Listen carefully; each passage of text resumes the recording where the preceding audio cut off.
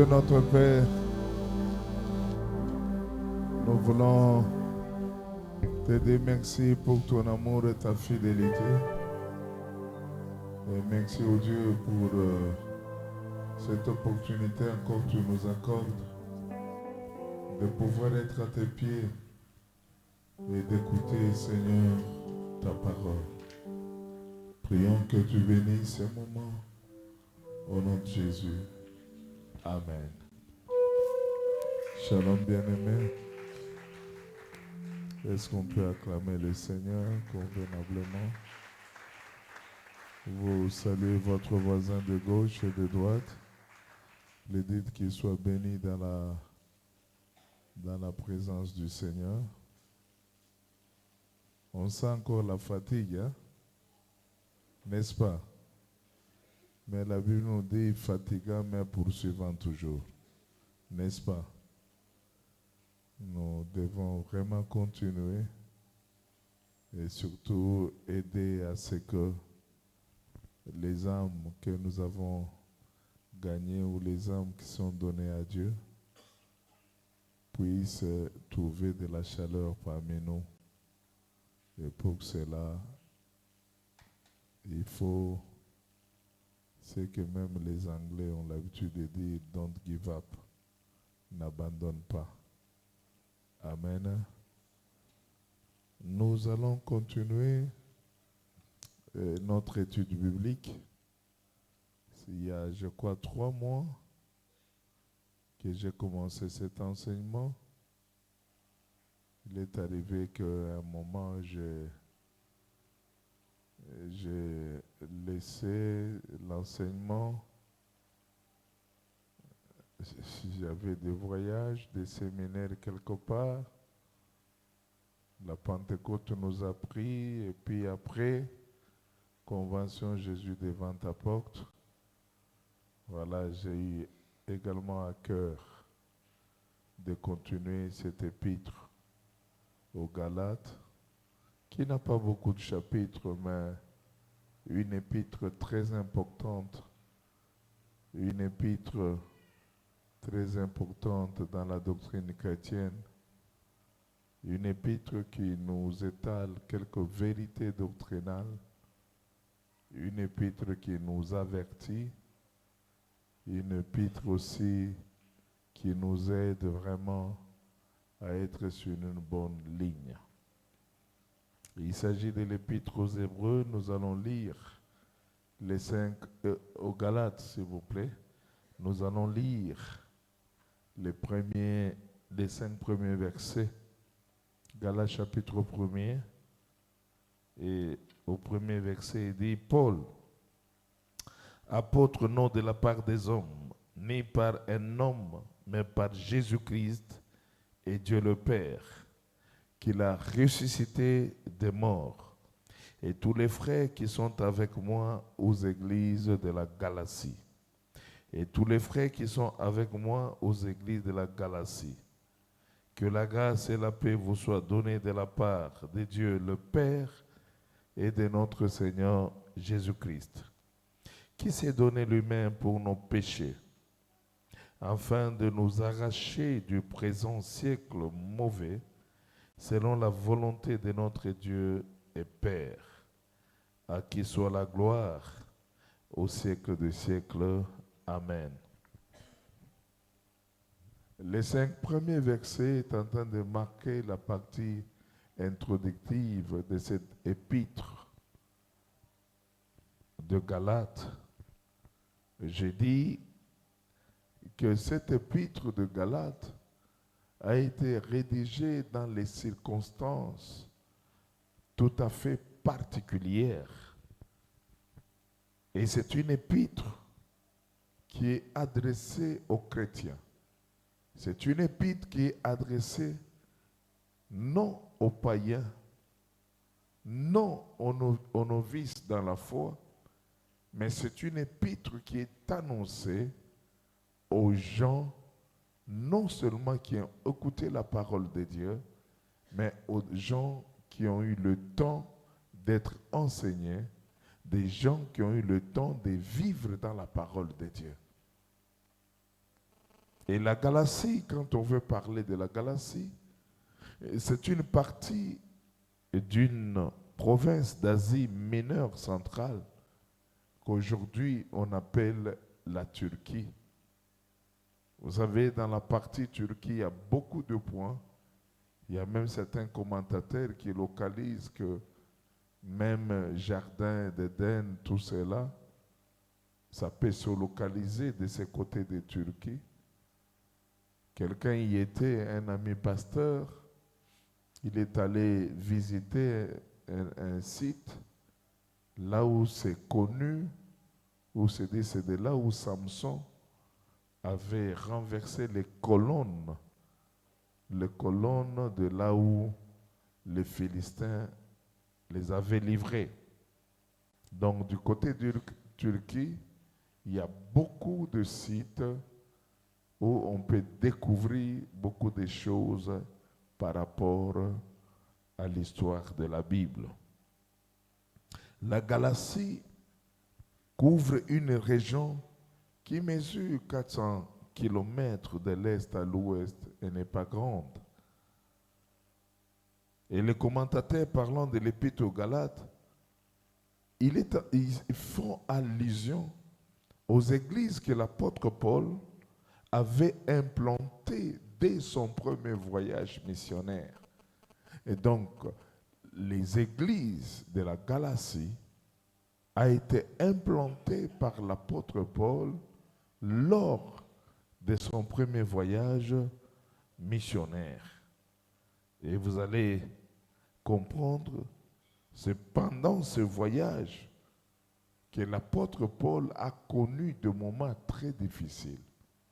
C'est pendant ce voyage que l'apôtre Paul avait connu des combats. C'est pendant ce voyage que l'apôtre Paul a été lapidé jusqu'à laissé à demi-mort à cause de l'évangélisation. Nous pouvons vérifier dans Actes chapitre 14, 19 à 20, voir comment est-ce que l'apôtre Paul a été traité à cause de l'évangile.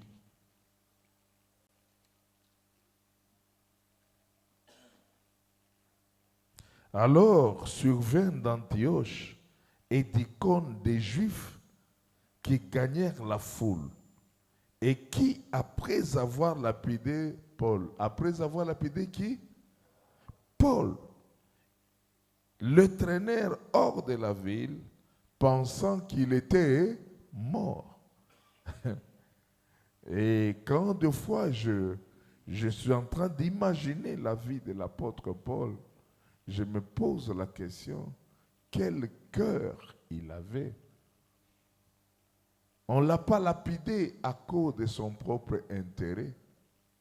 On ne l'a pas lapidé à cause, je ne sais pas, de ses richesses, mais on l'a lapidé à cause de Jésus-Christ. Vous savez, c'est quelque chose en tant qu'enfant de Dieu, quelque chose qui doit nous enseigner dans notre marche. Aujourd'hui, dans la vie chrétienne, il suffit qu'il y ait quelque chose. Il suffit qu'on parle mal de toi, en bien ou en mal. Il suffit que tu sens quelque part une calomnie. C'est comme si tu venais à l'église pour les gens. C'est comme si tu venais à l'église pour quelqu'un. Quelqu'un qui connaît la valeur de sa vie chrétienne. Quelqu'un qui connaît son attachement avec Dieu n'abandonnera jamais la voie du Seigneur à cause de la persécution. La persécution est biblique.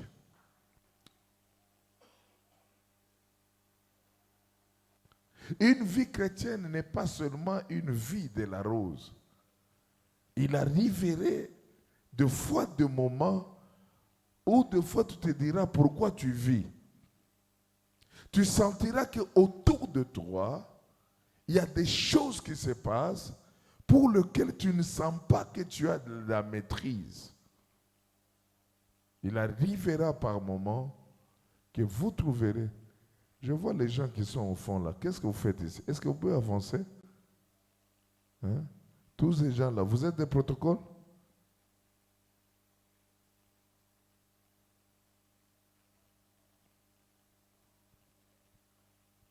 Donc, comprenez. J'ai toujours aimé, c'est le témoignage d'une maman servant de Dieu. Elle est maintenant auprès du Seigneur. Le Seigneur l'avait récupérée. Il y avait tellement de conflits à l'église. Au point qu'il est arrivé à un moment donné qu'on l'a traité même de sorcière. Et quand il me parlait, il me dit, non, pasteur, à ce temps-là, j'étais encore frère Félix, il me dit, je parlais avec le pasteur. Je lui ai dit, malgré tout ce qui se passe, je ne quitterai jamais cette église. Je sais ce que cette église a fait de moi. Je sais ce que je peux raconter par rapport à ma vie, par rapport aux enfants. J'étais deuxième bureau. C'est ici, par la prédication que je pouvais avoir, que j'ai pris la décision contre toute attente à laisser cette vie. Bien-aimés, détrompez-vous. Ce n'est pas tous les jours qu'on va t'acclamer. Ce n'est pas tous les jours que tu vas souffrir et tu vas sourire. Il y aura des jours que tu vas pleurer. Il y aura des jours que tu sentiras qu'on t'a lâché quelque part. Il y aura un jour qu'on pourra vraiment te laisser à demi-mort parce que tu as fait ça ou ça. L'apôtre Paul l'a vécu. Il a vécu comment? Il a vécu du temps qu'il était en train d'implanter l'église du Seigneur. C'est ça même le sens d'un serviteur. Un serviteur qu'on appelle doulos. Un doulos, c'est un esclave. Lui, il n'a que des comptes à rendre à son chef. Il est là au gré de son chef. Il dit, compte rien au monde. Je donne même ma vie au prix de mon sacrifice, mais pourvu que l'église soit implantée. Est-ce que nous sommes ensemble? Est-ce que nous sommes ensemble? Est-ce qu'on est prêt? Et de telles personnes, ce sont seulement des gens qui ont compris la révélation parfaite de notre Seigneur Jésus. Si tu n'as pas cette révélation, tu vas abandonner. C'est pourquoi il y a d'autres personnes qu'on traite de mercenaires. Pourquoi mercenaires? Parce qu'il suffit d'un petit vent, il disparaît. Il suffit d'un petit mouvement. Non. Si tu as connu qui est Jésus,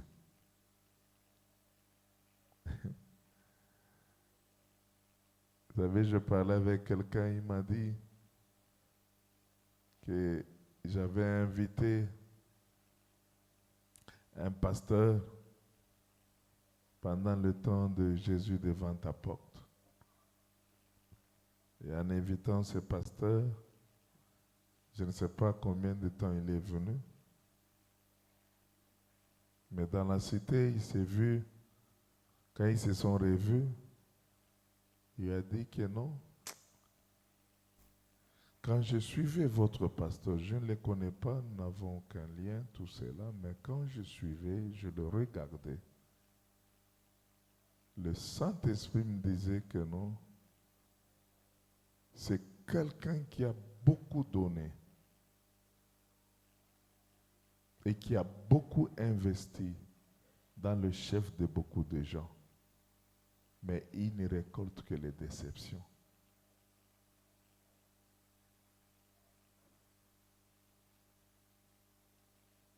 Et visiblement, je ne sais pas de fois comprendre ou dire à tout le monde les combats de foi que nous rencontrons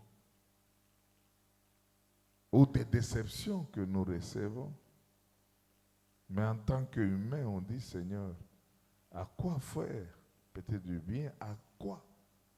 Mais tu te poses la question, est-ce que c'est une raison que je peux abandonner? Non, je ne peux pas abandonner.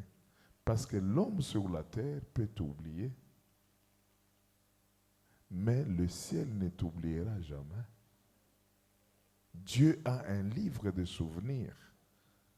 Il y a des combats que moi je peux livrer, mais la victoire, le résultat de mon sacrifice, ça peut ne pas se présenter à moi, mais ça va se voir dans la vie de mes enfants ou des générations futures.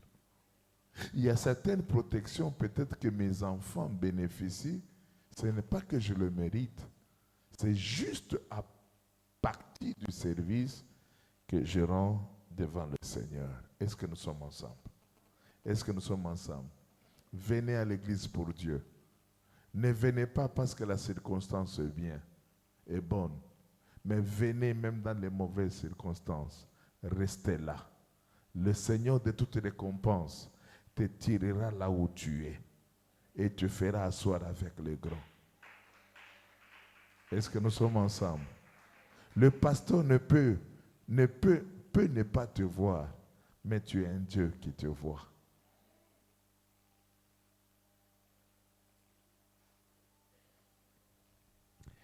Et quand nous regardons cet épître, nous l'avons dit, je suis en train de faire une récapitulation avant que nous continuions.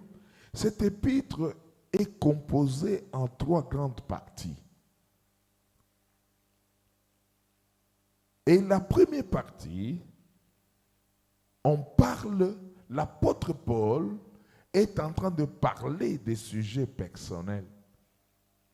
Parler des sujets personnels, ce sont des sujets qui lui concernent. Il est en train d'aborder la chose par rapport à la situation qui se présente dans cette église, par rapport à la crise qui se présente dans cette église. Et quand on veut parler des sujets personnels, nous voyons l'apôtre Paul est en train de brandir une autorité apostolique. Pourquoi il brandit l'autorité apostolique? Parce qu'il sait que c'est lui qui a implanté l'église. Il sait que lorsqu'il dira ça, il va remettre la pendule à l'heure. Bien-aimé, il y a des choses qui ne pourra que se recadrer que si quelqu'un a été investi d'une éventuelle autorité dans l'Église. Est-ce que nous sommes ensemble? Est-ce que nous sommes ensemble? Dans le sujet personnel, l'apôtre Paul est en train de parler de ses qualifications apostoliques. C'est là où je tirerai l'attention sur les qualifications apostoliques dans Galates, chapitre 1, 10 à 24. Vous allez voir le temps 10 à 24, on peut nous faire voir ça. On peut lire ça.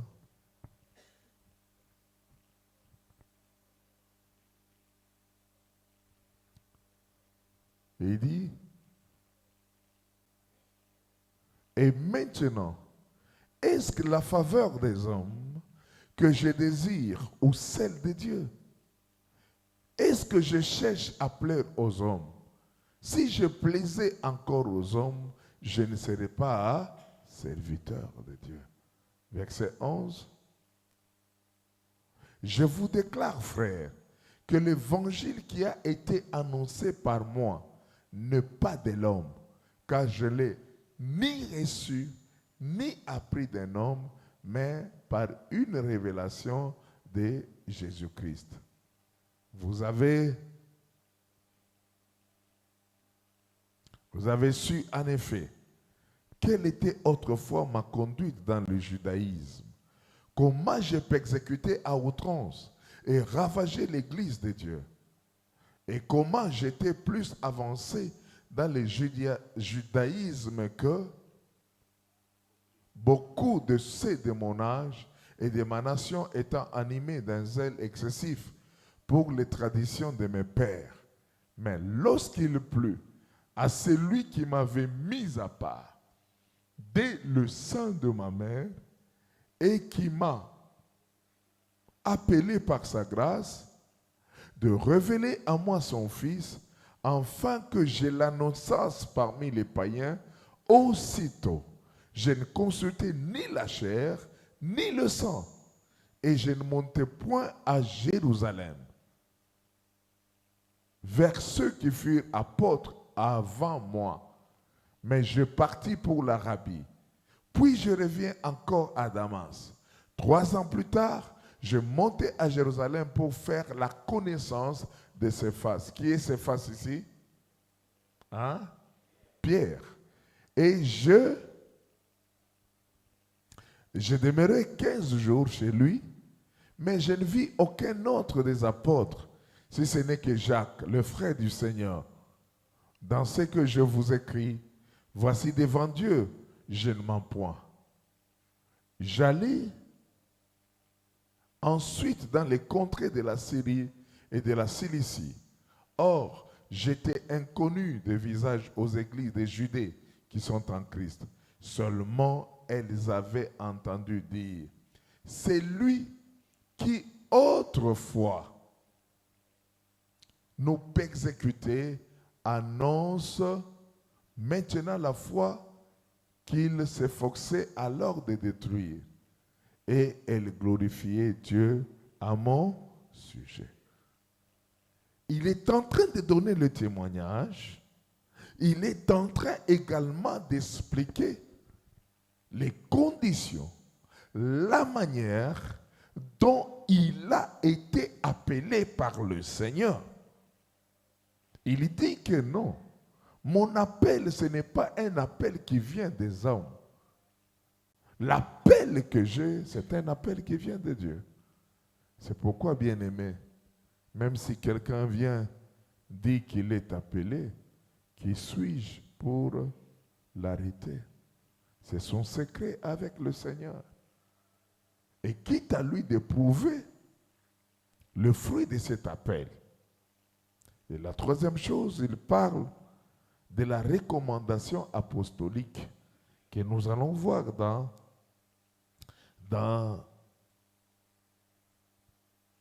le temps qui vient. Après avoir parlé des sujets personnels, la deuxième partie de cet épître, l'apôtre Paul est en train de parler des sujets doctrinaux. C'est ici qu'il est en train de parler de la justification par la grâce, également aussi par la foi seule. Et c'est un épineux problème que l'apôtre Paul est en train d'attaquer à l'église de Galates. Il est en train également de confirmer par l'expérience le salut par la foi et par la grâce. Il affirme aussi par l'écriture ce sujet doctrinal. Et la troisième partie, l'apôtre Paul est en train de parler de comment vivre dans la liberté chrétienne et que cette liberté n'est pas le libertinage et que nous devons travailler. Nous sommes libres en Jésus, mais cette liberté n'est pas à confondre avec le libertinage. S'agissant des sujets personnels, nous avons lu dans Galates chapitre 1er, 1 à 5.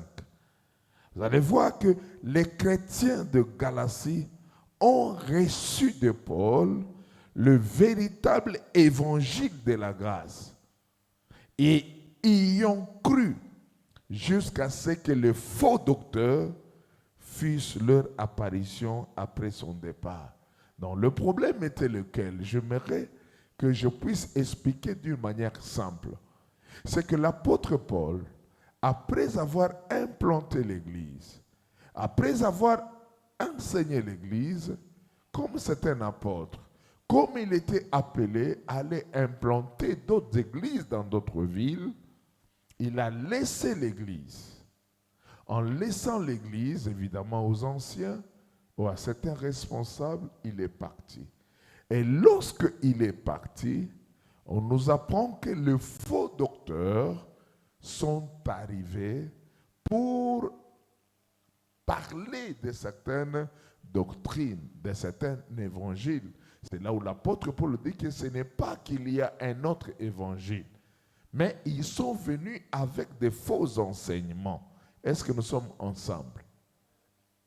Et non seulement les faux docteurs-là, qui se sont immixés dans l'église du Seigneur, attaquent le message de Paul, mais également ils sont en train d'attaquer l'apôtre Paul lui-même. Et par rapport au message, il dit ceci. Il dit que non, l'évangile que vous avez reçu n'est pas un évangile qui est complet. Au-delà de ce que vous avez reçu comme évangile, il faut ajouter d'autres choses, notamment la circoncision.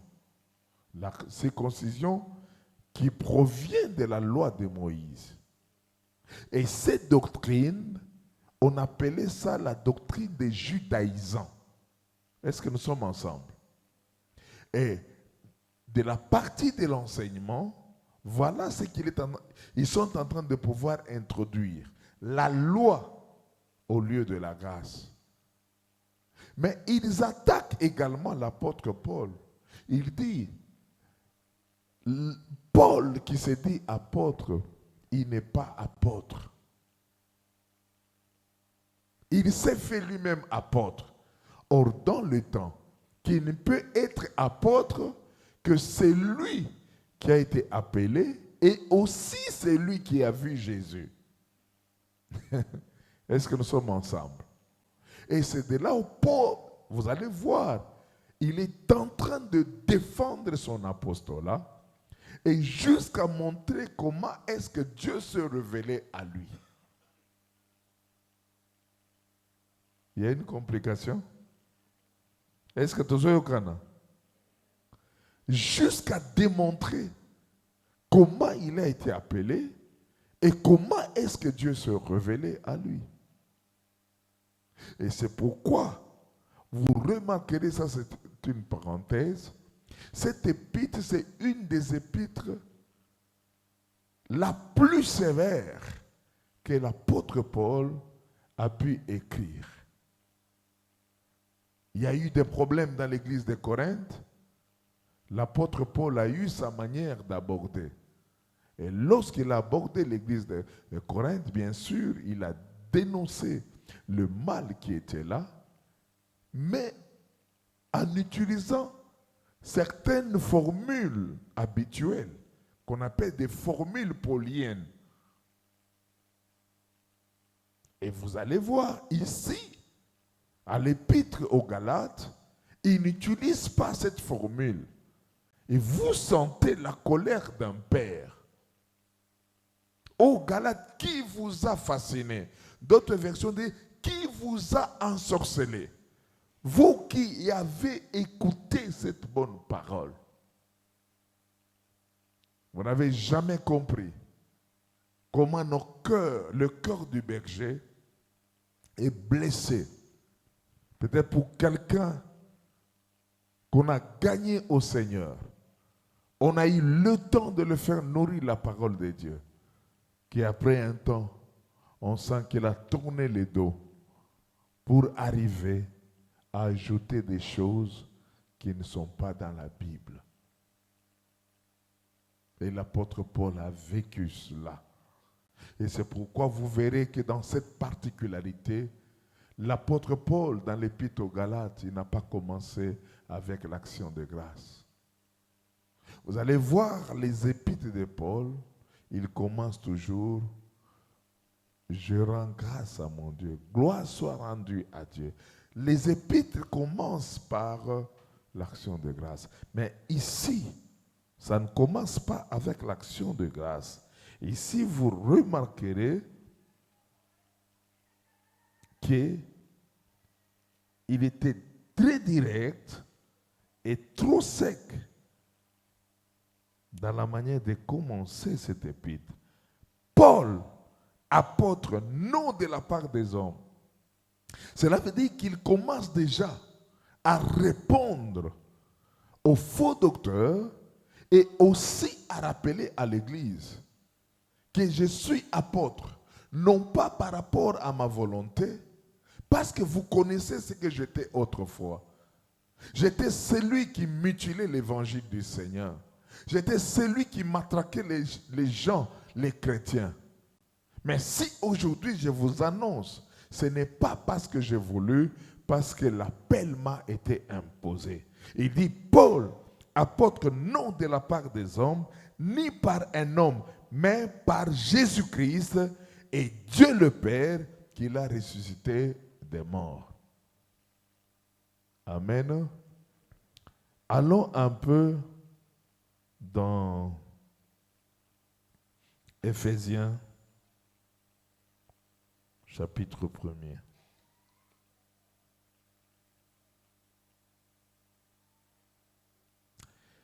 Paul, apôtre de Jésus-Christ, par la grâce de Dieu, aux saints qui sont à Éphèse et aux fidèles de Jésus.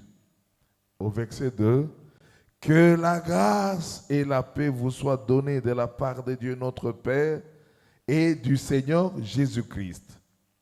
Verset 3. Béni soit Dieu le Père de notre Seigneur Jésus-Christ, qui nous a bénis de toutes les bénédictions célestes. Vous voyez la différence? Est-ce que vous avez compris la différence? Quelle est la différence qui est là? Hein? Quelqu'un peut dire la différence? Il commence par les actions de grâce. Il commence par les bénédictions. Est-ce qu'on peut aller un peu dans 1 Corinthiens, chapitre 1er. Paul l'apôtre, à être de Jésus-Christ, et Paul, appelé à être apôtre de Jésus-Christ par la volonté de Dieu, et le frère Sosthène, l'église de Dieu qui est à Corinthe, à ceux qui ont été sanctifiés par Jésus-Christ, appelés à être saints et à tous ceux qui l'invoquent, en quelque lieu que ce soit le nom du Seigneur Jésus-Christ, leur Seigneur et le nôtre. Que la grâce et la paix vous soient données de la part de Dieu notre Père et du Seigneur Jésus. Verset 4. Je rends à mon Dieu des continuelles actions de grâce. Je fais quoi? Je rends à mon Dieu des continuelles actions de grâce. Et cette formule de rendre à Dieu des continuelles actions de grâce, vous n'allez pas trouver ça dans l'épître aux Galates. Il a commencé Paul, apôtre non de la part des hommes, ni par un homme, mais par Jésus-Christ et Dieu le Père, qui l'a ressuscité des morts, et tous les frères qui sont avec moi aux églises de la Galatie. Que la grâce et la paix vous soient données de la part de Dieu, le Père et de notre Seigneur Jésus-Christ, qui s'est donné pour nos péchés, afin de nous arracher du présent siècle mauvais, selon la volonté de notre Dieu et Père, à qui soit la gloire au siècle des siècles. Amen. Mais écoutez, maintenant le verset 6. Au lieu qu'il dit, je rends continuer l'action de grâce, voilà, il attaque directement. Je m'étonne que vous vous détourniez si promptement de celui qui vous a appelé par la grâce de Christ pour passer à un autre évangile. Non pas parce qu'il y ait un autre évangile, mais il y a des gens qui vous troublent et qui veulent renverser l'évangile de Christ. Est-ce que vous avez compris? Donc, il est en train de révéler la colère. Ça m'étonne. Le temps que j'ai passé avec vous, comment vous pouvez vous comporter? Aujourd'hui, si un pasteur, ou le pasteur Félix se fâche, et Namaka Mouanzambe, tout cela. Vous voyez, c'est l'apôtre Paul. Hein? C'est l'apôtre Paul.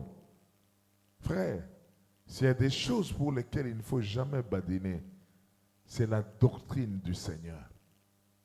Et je l'ai toujours dit, le jour où vous verrez que j'invite quelqu'un, qu'il prend le micro ou parmi les collaborateurs, parler de quelque chose qui est contre la doctrine, je serai le premier à récupérer le micro et à corriger. Il y a la chose pour laquelle il ne faut jamais badiner, c'est la doctrine du Seigneur. Est-ce que nous sommes ensemble? Est-ce que nous sommes ensemble? Donc, les gens qui sont venus troubler les églises sont les judaïsants. Paul commence sa lettre en passant outre aux salutations personnelles ou aux actions de grâce en établissant l'authenticité de son autorité apostolique. Parce que vous remarquerez que les judaïsants ont convaincu déjà certains membres de l'Église que l'apôtre Paul, que l'apôtre s'est proclamé lui-même apôtre et qui n'a aucun mandat divin. Et c'est pourquoi il commence directement. Il dit Paul, apôtre non de la part des hommes, ni par un homme, mais par Jésus-Christ et Dieu le Père. Bien-aimés, vous comprendrez encore une autre vérité. En accord avec la coutume, la coutume de l'époque, Paul commence sa lettre en faisant ceci. Il a donné d'abord son nom, Paul. Il affirme ensuite son autorité d'apôtre en s'appuyant sur le droit qu'il a eu au titre de l'apôtre vis-à-vis de l'église de Galate, sur la façon dont il a été appelé à cette fonction et sur la relation avec les autres croyants. Et tout ça, vous allez le retrouver dans Galates chapitre 1er de 1 à 5. Réfléchissons un peu sur le titre d'apôtre. C'est dans Galates 1 partie, premier verset, partie A. Paul, apôtre. Bien-aimé, c'est aujourd'hui qu'il n'y a pas tellement une bonne compréhension sur ce mot apôtre. Un apôtre, c'est quelqu'un qui est envoyé pour avoir reçu un mandat. Et le mandat d'un apôtre, il le reçoit du Seigneur. Un apôtre, c'est un envoyé. Un apôtre, c'est un ambassadeur. Un apôtre, c'est un messager qui a été choisi et formé par Jésus-Christ comme émissaire extraordinaire pour proclamer sa vérité durant la période de la formation de l'Église. Mais vous remarquerez, ça ce n'est qu'une révision, qu'il y a deux sens liés à ce mot apôtre. Le premier, un apôtre, c'est celui qui a vécu avec Jésus ou qui a vu Jésus. C'est quelqu'un qui peut être comparé, compté parmi les 12 apôtres. Et on avait donné plusieurs versets par rapport à ça. Le deuxième sens de l'apôtre, un apôtre, c'est un messager. Dans le mot grec, il est dit apostoloi. C'est comme des gens du genre comme Barnabas, les messagers du Seigneur, qu'on pouvait envoyer et qu'on pouvait laisser l'Église pour édifier. Donc, vous comprenez, quand l'apôtre Paul est en train de parler, il ne parle pas qu'il est apôtre par rapport à ce mot messager. Il ne parle pas de l'apôtre par rapport à ce mot grec apostoloi, mais il parle de l'apôtre par rapport aux 12 qui ont été choisis par le Seigneur. Est-ce que nous sommes ensemble? Mais lui, en parlant même de quoi? De cet appel, il met l'emphase sur sa fonction de l'apôtre. Il dit, je suis un apôtre, non pas qui a été envoyé vers le chrétien, mais un apôtre qui a été envoyé vers les juifs, mais un apôtre qui a été envoyé vers les païens. La façon dont Paul a été choisi, là vous allez voir, c'est au parti B. Il dit, non de la part des hommes, ni par un homme, mais par Jésus-Christ et Dieu le Père qui l'a ressuscité des morts. Vous comprenez maintenant ici, c'est que non de la part des hommes, ni par un homme, mais Jésus-Christ et Dieu le Père qui a ressuscité des morts. Paul insiste sur le fait que le mandat qu'il a reçu n'est pas d'origine humaine. Bien-aimé, il est toujours facile. Quelqu'un peut vous tromper aujourd'hui, de dire qu'il est appelé. Mais à force d'être avec lui, vous allez comprendre. Est-ce qu'il est appelé de Dieu ou il n'est pas appelé de Dieu? N'est-ce pas la même Bible dit, vous les reconnaîtrez par leurs fruits. Vous comprenez? Et c'est avec insistance maintenant que l'apôtre Paul est en train d'expliquer que mon appel, je ne l'ai pas reçu. Et je crois que c'est dans Acte 9, quand il est en train de parler même de son appel, il dit qu'il était sur la route de Damas, en train d'aller exécuter les églises.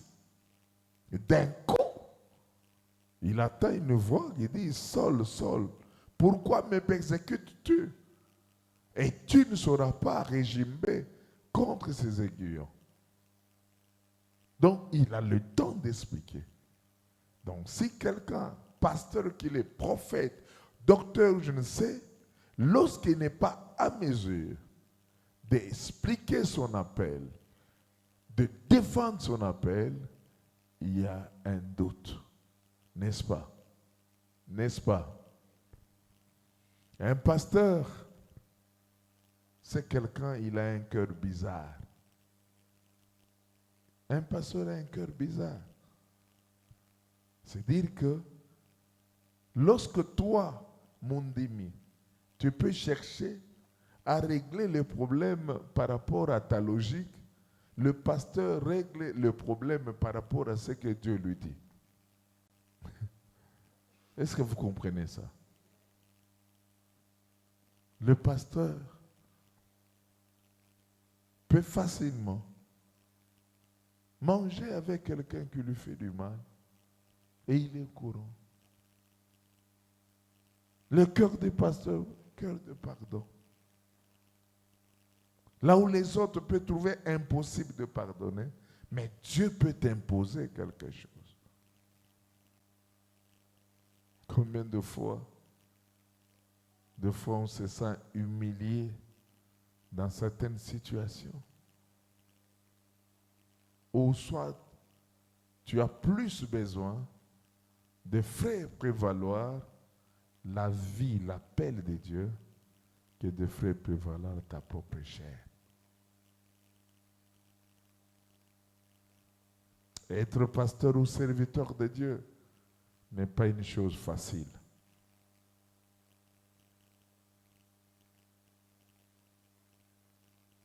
La même personne que tu soutiens dans la prière peut être la même personne qui te fait la guerre. La même personne pour qui tu pries pour que Dieu bénisse, c'est la même personne qui peut lever le talon contre toi. J'ai dit à une personne, elle n'est pas avec nous, elle est quelque part. Après avoir découvert certaines choses qui m'ont tellement fait du mal,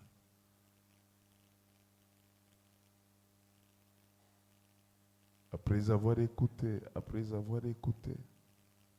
parler, je lui ai dit, Nous, les pasteurs, nous sommes habitués à quelque chose. C'est que non seulement nous recevons de bonnes choses, également nous recevons aussi de mauvaises choses.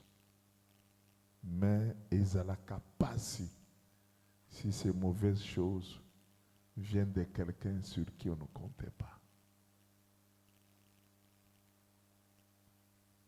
Est-ce que nous sommes ensemble? Ne t'improvise pas serviteur de Dieu.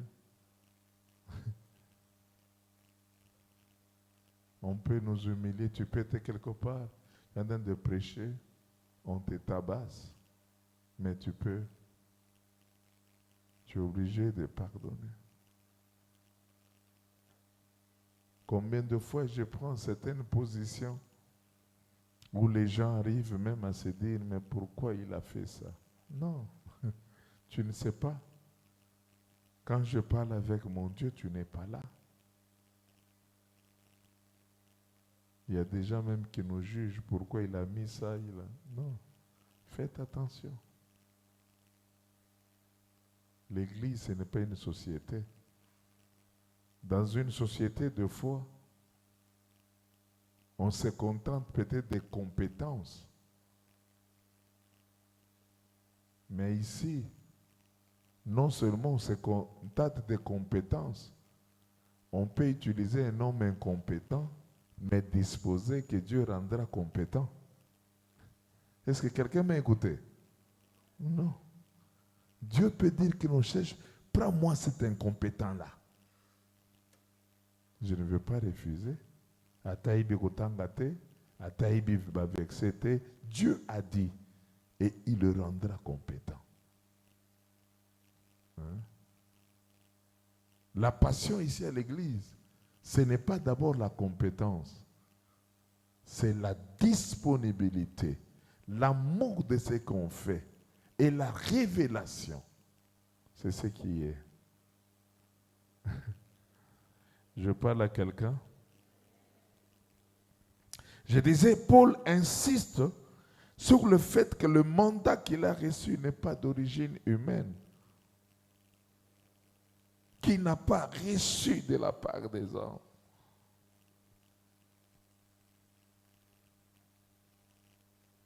Les faux docteurs l'accusaient d'être un faux apôtre qui a usurpé le droit de ce titre.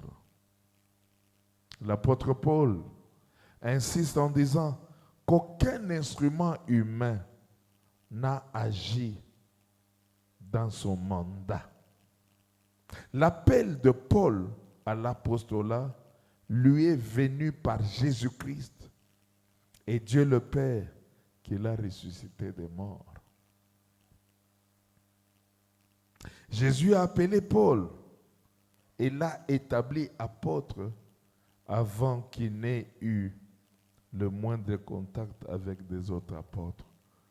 J'ai dit que l'appel de Paul était sur la route de Damas, loin des apôtres, loin de l'église de Jérusalem.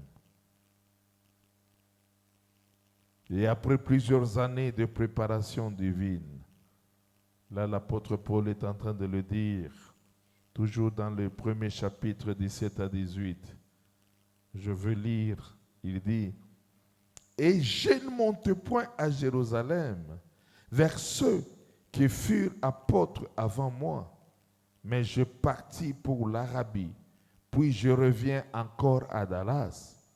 3 ans plus tard, je montai à Jérusalem pour faire la connaissance de Céphas, et j'ai demeuré 15 jours chez lui. »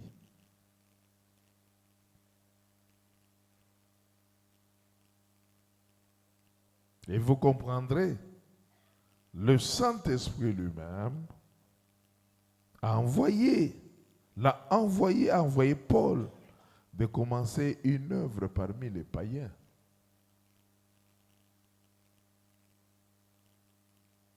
Et les dirigeants de l'église de l'Antioche ont reconnu la direction du Saint-Esprit. On peut le vérifier dans Actes chapitre 13, verset 2. Actes chapitre 13, verset 2.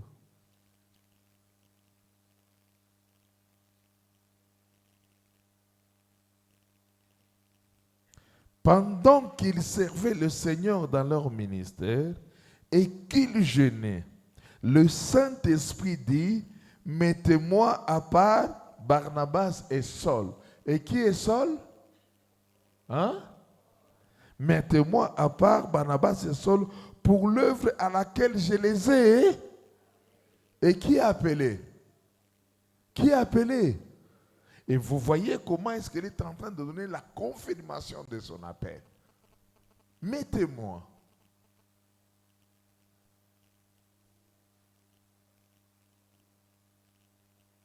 Et quand il termine, maintenant on voit qu'il parle maintenant de la relation, de sa relation avec les autres croyants. Il dit, et tous les frères qui sont avec moi aux églises de la Galatie.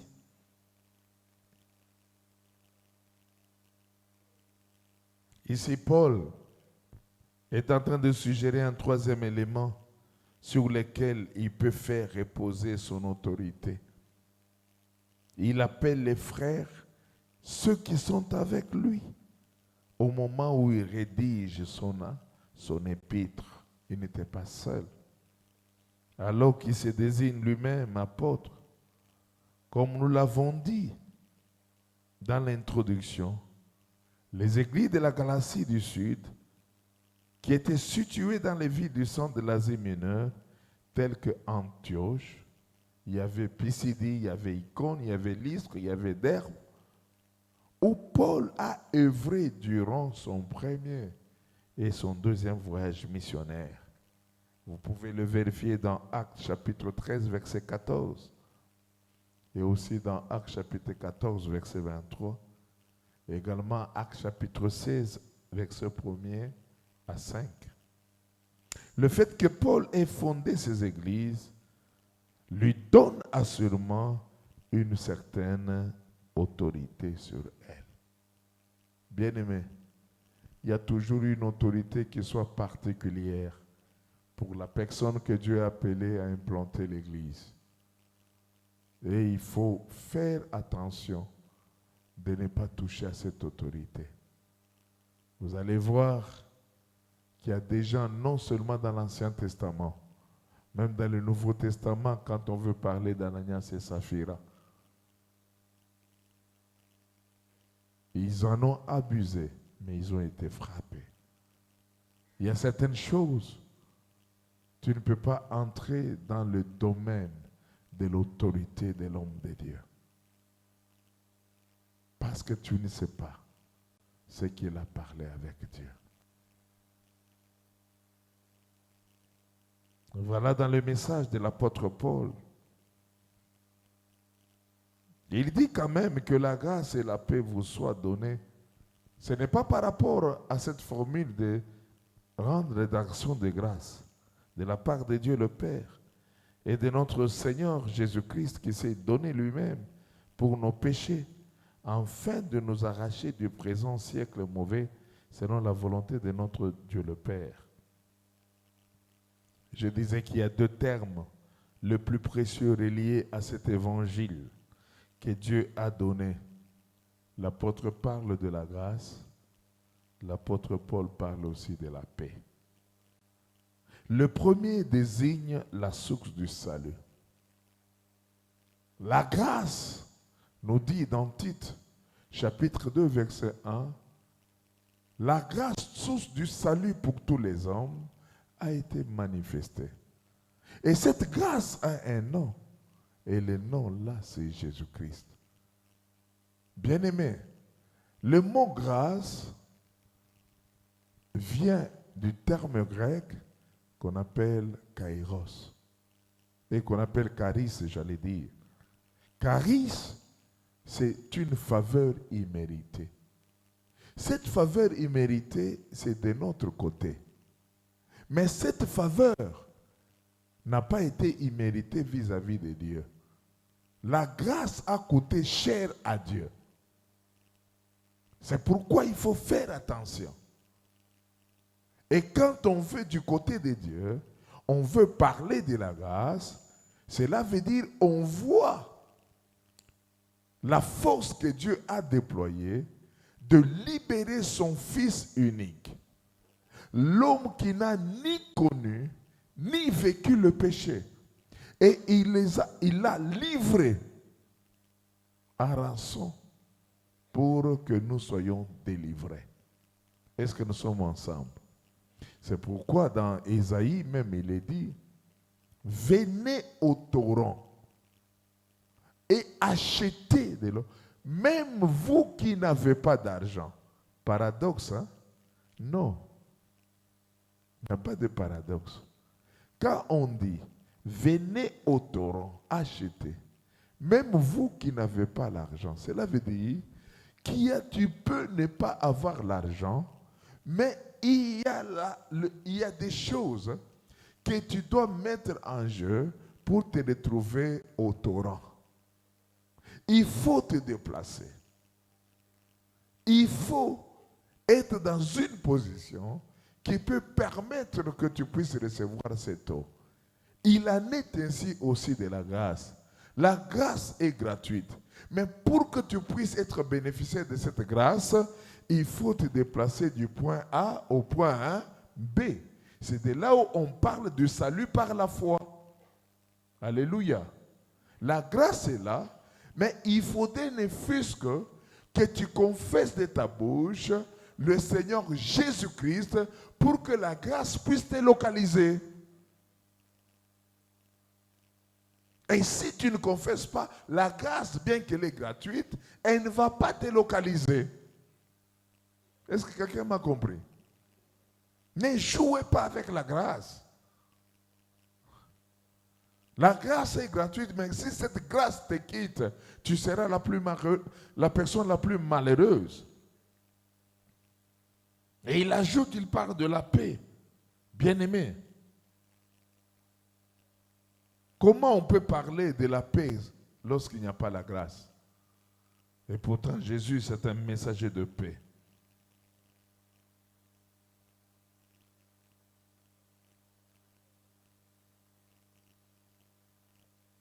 Et quand vous voyez au verset 4, Paul est en train de donner un court résumé de véritable évangile de grâce et de paix en décrivant sa nature, son objet et sa source. La source de cette grâce et paix, c'est Jésus. Cette nature, elle est venue pour que nous nous soyons sauvés.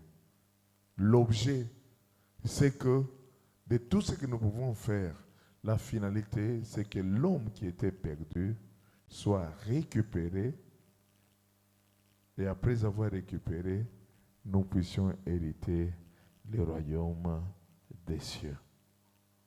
Je crois, je me limite là. Le mercredi prochain, nous allons parler de la nature de l'évangile, de la manière dont l'apôtre Paul a abordé par rapport aux Galates. Mais j'aimerais demander s'il peut y avoir une ou deux questions par rapport à ce que je viens de dire. Je disais que c'est une récapitulation. Ce sont des choses que j'avais déjà annoncées ou parlé. Est-ce qu'il y a quelqu'un qui peut avoir une question par rapport à ça?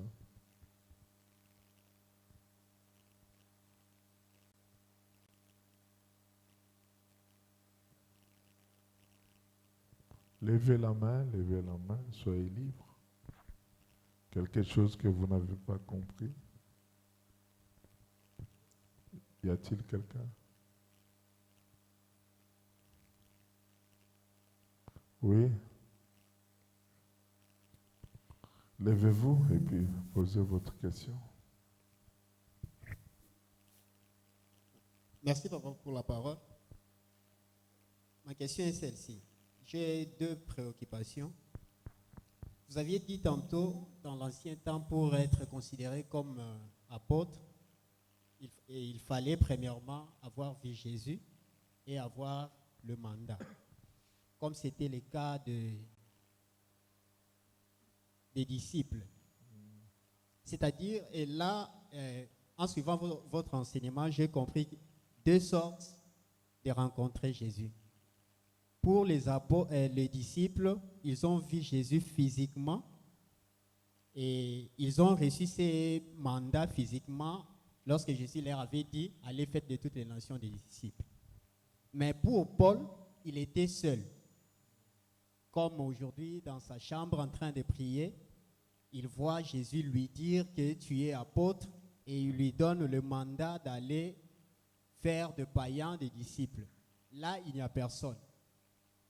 Mais lorsqu'il sort, alors qu'il y avait déjà des anciens qui exerçaient ces ministères, lui aussi, il reçoit dans le secret cet appel, il sort, il commence directement à exercer ses mandats.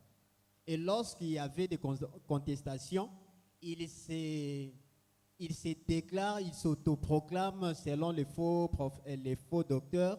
Lui-même, il s'est dit que je suis apôtre. Donc, c'est l'apôtre qui a reçu le mandat dans le secret. Il sort devant les gens, il s'est dit apôtre de sa bouche propre. Alors, il était seul. Maintenant, ma question est celle-ci. Actuellement, si quelqu'un a l'appel, mais il y a une pratique qui s'exerce, reconnaissance des ministères. Apparemment, Paul n'a pas voulu qu'on puisse reconnaître son ministère. Il reçoit l'appel, on lui dit qu'il est apôtre directement, il entre dans les champs. Mais aujourd'hui, pour que tu sois considéré comme pasteur, apôtre et autres, il faut cette pratique de reconnaissance des ministères.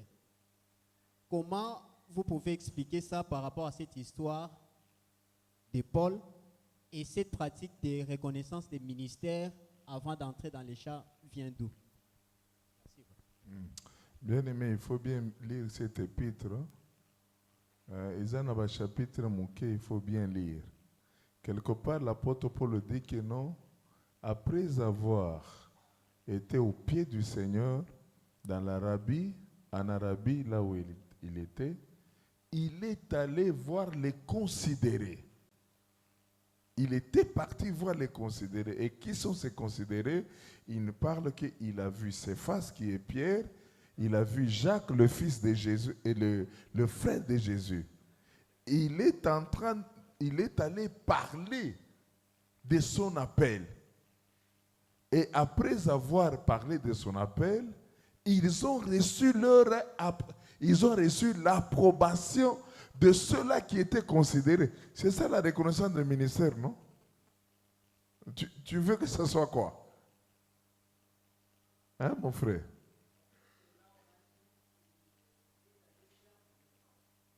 Non. Connaissance, cela veut dire quoi? Il est monté à Jérusalem. Il a fait 15 jours avec Céphas, lui parlant comment est-ce que Jésus lui a apparu et lui parlant de ce qui s'est passé et convainquant à Pierre que non, moi j'ai été appelé pour les païens. Or Jésus a dit que non, allez par toutes les nations, faites des disciples. Et c'est de là où ils ont approuvé cet appel. Et non seulement ils sont limités là, quand il y avait des conférences à Jérusalem, l'apôtre Paul montait et il participait. Et vous allez voir, c'est lui-même l'apôtre qui s'est même attaqué à Pierre. Quand Pierre voulait se cacher, écrivait avec les circoncis et mettre à côté les incirconcis. Et l'apôtre Paul dit que je lui ai résisté en face. C'est toujours dans Galates. Vous voyez un peu. Mais faire maintenant la corrélation avec reconnaissance de ministère aujourd'hui. Je pense que c'est presque la même chose, peut-être les modes un peu diffèrent. Diffèrent comment? Parce que vous remarquerez, l'apôtre Paul ou l'apôtre d'autrefois, qui ne peut être apôtre que celui qui a vu Jésus. Et l'apôtre Paul a démontré comment est-ce qu'il a vu Jésus. Vous comprenez? Mais aujourd'hui, quand on veut parler de l'apôtre, l'apôtre fait partie de 5 ministères, selon Éphésiens. Tu comprends? Il y a apôtre, il y a docteur, il y a pasteur, il y a prophète, il y a évangéliste. Voyez un peu, ça fait partie des 5 ministères. Quelqu'un vient et dit que non, je suis appelé pasteur. Dieu m'a appelé pasteur, Dieu m'a appelé prophète, c'est bien. Et le rôle des considérés ou des pasteurs, c'est quoi? C'est que lorsque on écoute que quelqu'un est appelé, je ne refuse pas, je n'accepte pas. Cela veut dire volontairement ou involontairement, je te soumets à un texte que peut-être toi tu ne peux pas comprendre. Je sais à quelle heure tu viens à l'église. Je cherche à savoir comment tu te comportes quand on te donne une mission. Je sais comprendre comment tu remplis la tâche qu'on te donne. Je sais réfléchir, est-ce que tu es loyal?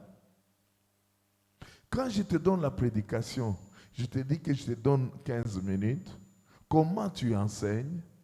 Tout ça sont les éléments pour lesquels je peux ne pas te le dire, mais je sais comment rassembler mes éléments. Vous comprenez? Évidemment, il y a aussi la prière. Ce n'est pas toi qui se dit qui est appelé que tu viendras me convaincre que tu reconnaisses mon ministère. Non. C'est moi qui dois découvrir que tu es appelé par rapport à un examen. Ce n'est pas pour rien qu'il y a même le stage pastoral. Pourquoi on donne le stage? Je suis à la maison, tu es étudiant à l'Institut biblique, je t'appelle. Ah non, j'ai oublié. Est-ce que tu peux aller me représenter là à Kinkole? Nous avons un frère qui a perdu sa soeur. Si tu peux aller prêcher. Ah non, pasteur, je n'ai pas de temps, je suis fatigué toute la journée. Ok, il n'y a pas de problème. Je respecte ton point de vue. Mais intérieurement, je sais tes côtés. Parce que tu es censé. Je t'appelle vendredi que non, tu vas prêcher. Tu prêches pendant 15 minutes. Non, pasteur, je ne me suis pas préparé. Frère, je ne veux pas te conseiller, je ne veux pas te forcer. Mais je me mets en tête. Comment quelqu'un qui dit qu'il est appelé, qui est censé être prêt, mais il me donne la réponse qu'il n'est pas prêt? Non, non, il n'est pas serviteur. Fanda. Tu vois? Donc il y a beaucoup d'éléments pour lesquels je peux facilement t'avoir. C'est pourquoi les gens qui sont tout autour de moi, faites attention. Toutes les informations que vous pouvez venir me voir, rien ne te prouve que je ne suis pas déjà informé. Je t'écoute. Peut-être je commente, mais peut-être je suis informé. Surtout vous, les petits jeunes là, parce que tu as imposé les mains à quelqu'un, il est tombé, tu entres dans les maisons des gens, on te donne la dîme, tu crois que non, tu peux bouffer. Bouffe! Ce n'est pas grave. Cette dîme-là va t'arrêter l'onction. Tu comprends? Détrompez-vous, frère. Il n'y a pas quelqu'un qui soit plus informé à l'église que le pasteur. Il n'y a personne. C'est que tu peux être dans la maison de gens. On peut te donner la dîme. Peut-être à Kolakisayote.